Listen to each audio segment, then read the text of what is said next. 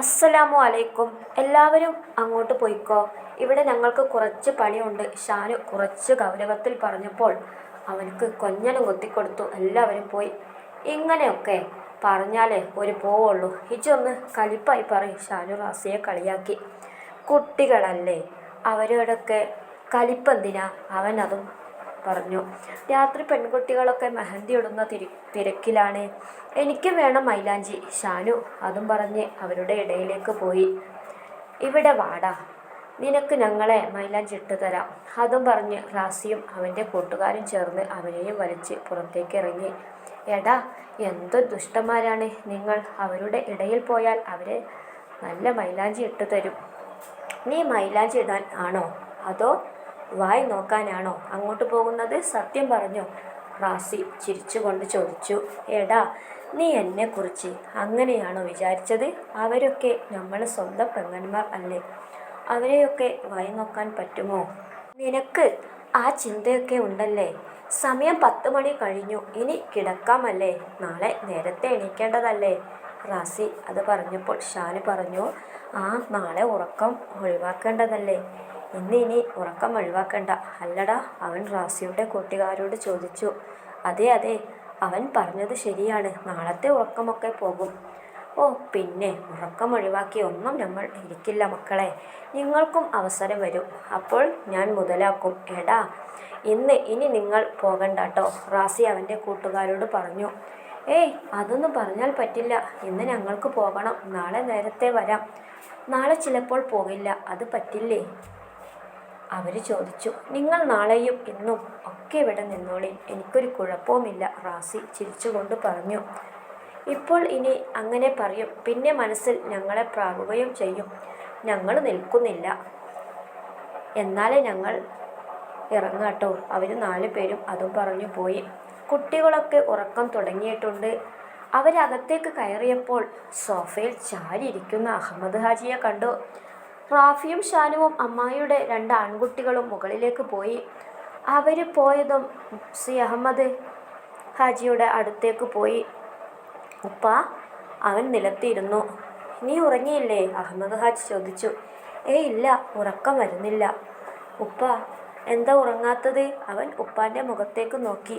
ഞാൻ ഉറങ്ങിയിട്ട് ദിവസങ്ങളായി, ഉറക്കം വരുന്നില്ല. എന്തു പറ്റി ഉപ്പ? ക്ഷീണം എന്തെങ്കിലും ഉണ്ടോ? എന്തിനാ ഇങ്ങനെ ഉറക്കമൊഴിച്ചിരിക്കുന്നത്? അവൻ അത് ചോദിച്ചപ്പോൾ ഉപ്പ പറഞ്ഞു. മോനെ, നാളെ നിന്റെ കല്യാണമാണ്. നമ്മുടെ വീട്ടിലെ ആദ്യത്തെ കല്യാണം. വന്നു കയറുന്ന കുട്ടിയെ നിന്റെ ഉമ്മ എങ്ങനെ സ്വീകരിക്കും എന്ന് അറിയില്ല. അതൊക്കെ ആലോചിച്ചിട്ട് ഉറക്കം വരുന്നില്ല. അവർ 2 പേരും കൂടി സംസാരിച്ചിരിക്കുമ്പോൾ ആണ് 2 അമ്മായിമാരും വന്നത്. ബാപ്പയും മകനും ഇവിടെ ഇരിക്കുകയാണോ? രണ്ടാൾക്കും ഉറക്കമില്ലേ? അവരും നിലത്തിരുന്നു. മക്കളൊക്കെ ഉറങ്ങിയോ? ഉപ്പ അവരോട് ചോദിച്ചു. എല്ലാവരും ഉറക്കം തുടങ്ങി. പിന്നെ താത്ത ആകെ മാറിയല്ലോ. ആദ്യത്തെ പോലെ ചിരിയും കളിയും ഒന്നുമില്ലല്ലോ. എന്തു പറ്റി? വലിയ അമ്മായി ചോദിച്ചു. അതൊക്കെ വലിയ കഥയാണ് അമ്മായി. അവൻ കാര്യങ്ങളൊക്കെ പറഞ്ഞു കൊടുത്തു. അതൊക്കെ പടച്ചോൻ തരുന്നതല്ലേ. എനിക്ക് 4 പെൺമക്കളാണ്.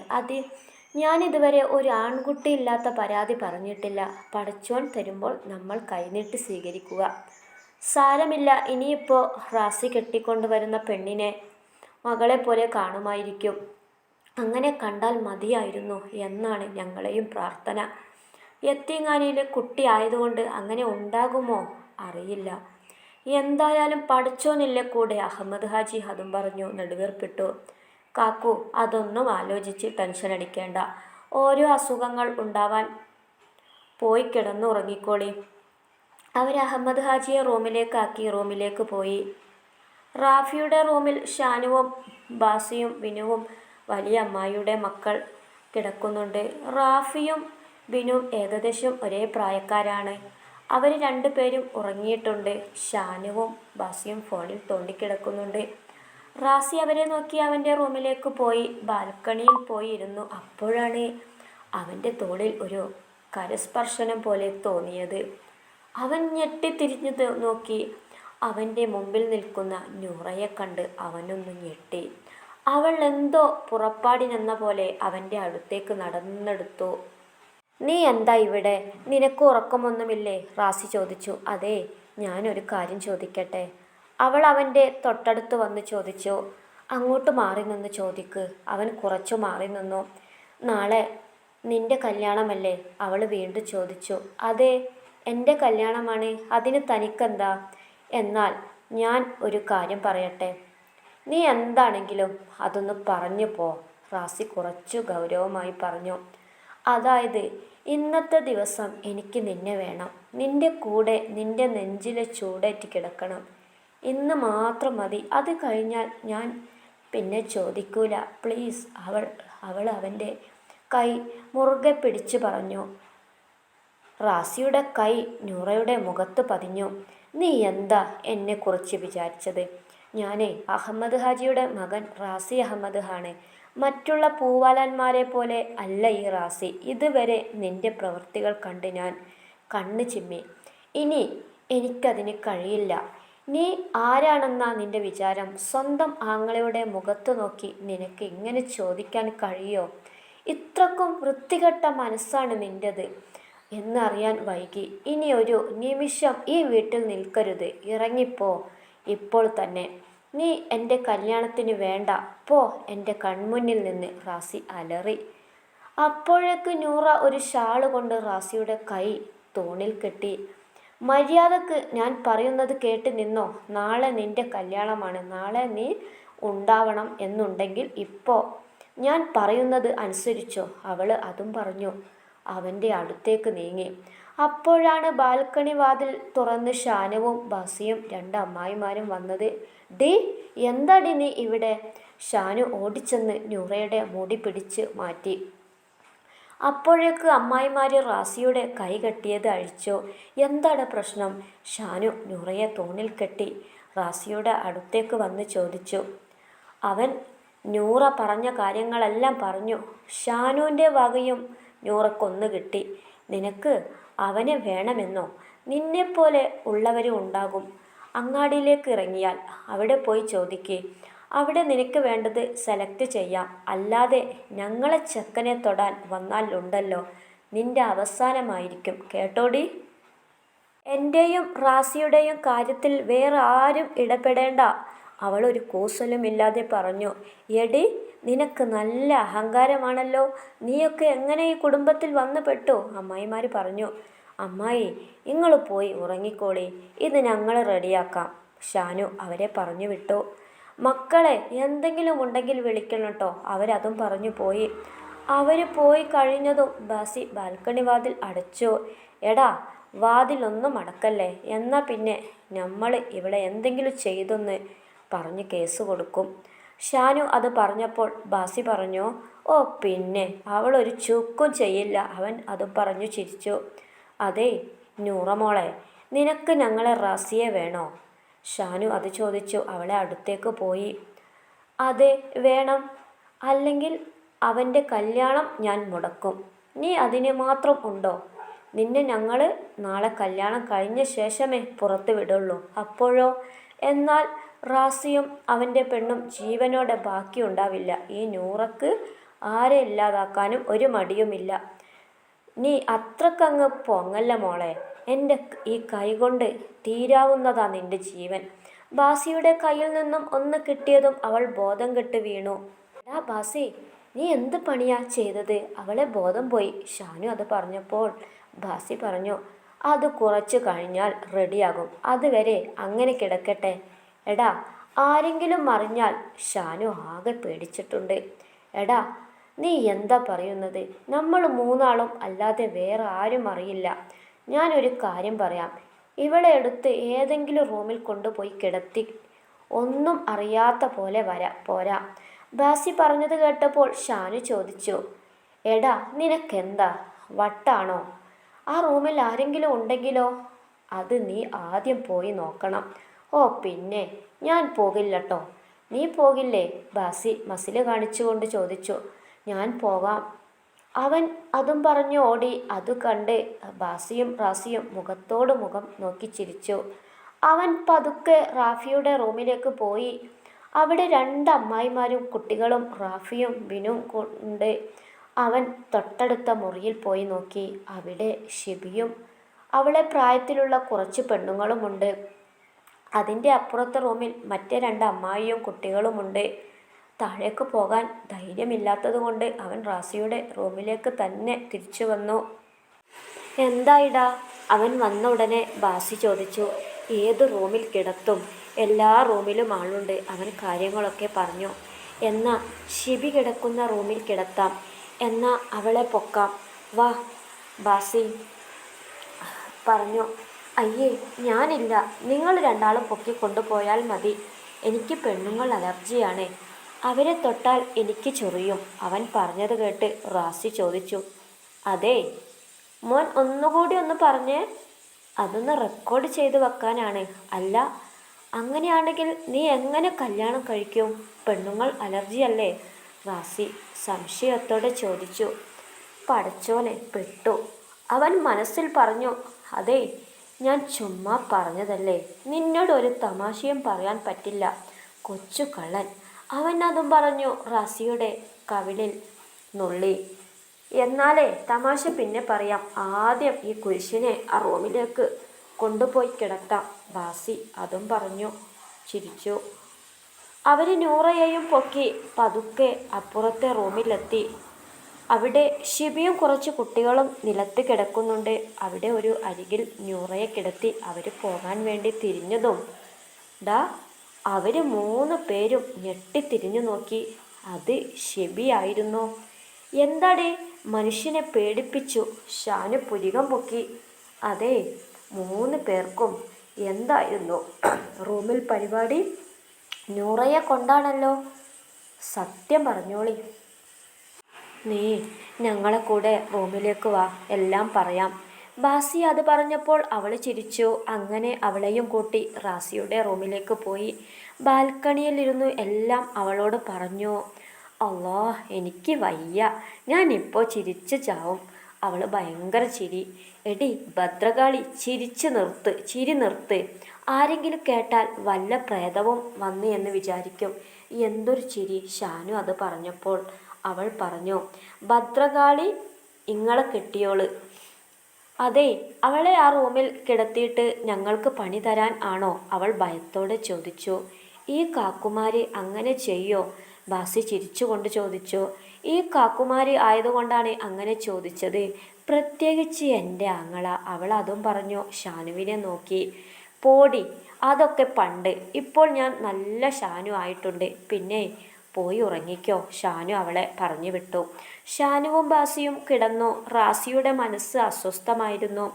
അവൻ ബാൽക്കണിയിൽ അങ്ങോട്ടും ഇങ്ങോട്ടും നടക്കുന്നുണ്ട്. നാളെ അവൻ്റെ കല്യാണമാണ്. അവൻ ഏറ്റവും കൂടുതൽ സന്തോഷിക്കേണ്ട ദിവസം. അവൻ വളരെയധികം ദുഃഖിക്കുന്നു. ബാസി ഉറക്കം തുടങ്ങി. പക്ഷേ ഷാനു ഉറങ്ങിയില്ല. അവൻ റാസി നടക്കുന്നതും നോക്കിക്കിടന്നു. സമയം 12 മണി കഴിഞ്ഞിട്ടും അവൻ കിടക്കാത്തത് കണ്ടപ്പോൾ ഷാനു എണീറ്റ് അവൻ്റെ അടുത്തേക്ക് നടന്നു. അവൻ റാസിയുടെ തോളിൽ കൈവച്ചു. റാസി തിരിഞ്ഞു നോക്കിയപ്പോൾ പുഞ്ചിരിച്ചു നിൽക്കുന്ന ഷാനുവിനെ കണ്ടു. നീ എന്താ ഉറങ്ങാത്തത്? ഷാനു റാസിയുടെ മുഖത്തേക്ക് നോക്കി ചോദിച്ചു. ഒന്നുമില്ല, ഉറക്കം വരുന്നില്ലടാ. മനസ്സാകെ അസ്വസ്ഥമാണ്. എന്താണെന്നറിയില്ല. നീ പോയി ഉറങ്ങിക്കോ. നിന്റെ ഉറക്കം കളയണ്ട. റാസി മുഖത്ത് ഒരു പുഞ്ചിരി വരുത്തി പറഞ്ഞു. നീ ഉറങ്ങുന്നില്ലെങ്കിലും ഞാനും ഉറങ്ങുന്നില്ല. നീ വന്നു കിടക്ക്, എന്നാൽ ഞാനും കിടക്കാം. നീ എന്തിനാ ഓരോന്നാലോചിച്ചിട്ട് ടെൻഷനാവുന്നത്? എല്ലാത്തിനും പടച്ചോനില്ലേ കൂടെ? നിന്റെ ടെൻഷൻ എന്താണെന്ന് നീ പറയാതെ തന്നെ എനിക്ക് നന്നായി അറിയാം. അതൊക്കെ പടച്ചോൻ്റെ വിധിയല്ലേ. നീ വന്ന് കിടക്ക്. ഉറങ്ങിയിട്ടില്ലെങ്കിലും നാളെ ഭയങ്കര ക്ഷീണമായിരിക്കും. ഷാനു അവനെ സമാധാനപ്പെടുത്തി. അവൻ ഫ്രഷായി വന്ന് കിടന്നു. കിടന്നെങ്കിലും ഉറക്ക് റാസിയുടെ 7 അയലത്ത് പോലും വന്നില്ല. തിരിഞ്ഞും മറിഞ്ഞും കിടന്നു. അവസാനം മനസ്സിനെ ഒന്ന് റിലാക്സാക്കി കണ്ണടച്ച് സ്വലാത്ത് ചൊല്ലിക്കിടന്നു. പതിയെ അവൻ നിദ്ര പ്രാപിച്ചു. രാവിലെ ഭയങ്കര ബഹളം കേട്ടാണ് റാസി എണീറ്റത്. അവൻ കട്ടിലിലിരുന്നു ചുറ്റും നോക്കി. ബാസിയും ഷാനുവും ഒക്കെ എണീറ്റിട്ടുണ്ട്. സമയം കുറേ ആയോ? ഞാൻ എന്ത് ഉറക്കമാ ഉറങ്ങിയത്? ഇവർക്ക് എന്നെ ഒന്ന് വിളിച്ചൂടെ? അവൻ അതും പറഞ്ഞ് ബാത്റൂമിൽ കയറി ഫ്രഷായി നിസ്കാരം കഴിഞ്ഞ് താഴേക്ക് പോയി. മുകളിൽ ആരും ഇല്ല, എല്ലാവരും താഴെ എത്തിയിട്ടുണ്ട്. താഴെ ഹാളിൽ കുട്ടികളും മുതിർന്നവരും ഇരിക്കുന്നുണ്ട്. റാസി വരുന്നത് കണ്ട് ഷാനുവും ബാസിയും അവൻ്റെ അടുത്തേക്ക് വന്നു. എന്താടാ പ്രശ്നം? റാസി ചോദിച്ചു. നൂറയെ കാണാനില്ല. ഷാനു പറഞ്ഞത് കേട്ട് അവൻ ഞെട്ടി. എന്ത്? അവൻ്റെ ചോദ്യം കേട്ട് ഷാനു പറഞ്ഞു, ഇന്ന് രാവിലെ മൂത്താപ്പ പള്ളിയിലേക്ക് പോകാൻ എണീറ്റപ്പോൾ ആരോ വാതിൽ തുറന്നു വെച്ചിരുന്നു എന്ന് പറഞ്ഞു. അപ്പോൾ അവൾ എണീറ്റ് പോയതാണെന്ന് തോന്നുന്നു. എല്ലാ റൂമിലും നോക്കി. അവൻ പറഞ്ഞത് കേട്ട് റാസി നെറ്റി ചുളിച്ചു. നിങ്ങൾ രണ്ടാളും ഒന്ന് ഇറങ്ങി വാ, ഒരു കാര്യം ചോദിക്കട്ടെ. റാസി ബാസിയെയും ഷാനുവിനെയും വിളിച്ച് പുറത്തിറങ്ങി. സത്യം പറഞ്ഞോ, അവളെ എവിടെയാ കൊണ്ടുപോയി ഇട്ടത്? റാസിയുടെ ചോദ്യം കേട്ട് ഷാനുവും ബാസിയും മുഖത്തോട് മുഖം നോക്കി. പൊന്നാര റാസി, നിനക്ക് ഞങ്ങളെ സംശയമുണ്ടോ? അല്ല, ഒരു കാര്യം ചോദിക്കട്ടെ, നിനക്ക് അവളെ കാണാഞ്ഞിട്ട് എന്താ ഇത്ര ബേജാറ്? സത്യം പറഞ്ഞോ, അവളോട് വല്ല ഇഷ്ടവും തോന്നുന്നുണ്ടോ? അനാവശ്യം പറയുന്നോ തെണ്ടി? ആ കുരിശ് പോയെങ്കിൽ പോട്ടെ, അതിനെ സ്നേഹിക്കുന്നതിലേറെ നല്ലത് വല്ല തീവണ്ടിക്കും തല വെക്കുന്നതാ. പക്ഷേ അവൾ എൻ്റെ കല്യാണത്തിൻ്റെ അന്ന് തന്നെ പോയല്ലോ. എൻ്റെ പെണ്ണിൻ്റെ കഴുത്തിൽ മഹർ ചാർത്തുന്നത് അവൾ കാണണം, അതിനു വേണ്ടിയാണ്. അല്ലാതെ ആ കുരിശ് പോയതുകൊണ്ട് വിഷമം ഉള്ളതുകൊണ്ട് അല്ല, അവൻ പുച്ഛത്തോടെ പറഞ്ഞു. എന്നാ ഓക്കെ, പക്ഷേ റാസി നീ സൂക്ഷിക്കണം. അവൾ ഇന്ന് തന്നെ മുങ്ങിയത് എന്തെങ്കിലും പണിയുമായി തിരിച്ചു വരാൻ ആയിരിക്കും. നല്ലോണം സൂക്ഷിച്ചോ. ബാസിയും ഷാനുവും അവൻക്ക് മുന്നറിയിപ്പ് നൽകി. മോനെന്താ റെഡിയാവാത്തത്? നിക്കാഹിന് പോകേണ്ടതല്ലേ? സാജിമ്മ അവൻ്റെ മുഖത്തേക്ക് നോക്കി ചോദിച്ചു. ഉമ്മ എപ്പോ വന്നു? ഞാൻ ഇന്ന് എണീക്കാൻ വൈകി. ഉമ്മ ചായ കുടിച്ചോ? ഞാൻ നേരത്തെ വന്നിട്ടുണ്ട്. അത് സാരമില്ല, ഇന്നലെ വൈകി ഉറങ്ങിയതിൻ്റെ ക്ഷീണമായിരിക്കും. മോൻക്ക് ചായ എടുത്തു തരാം.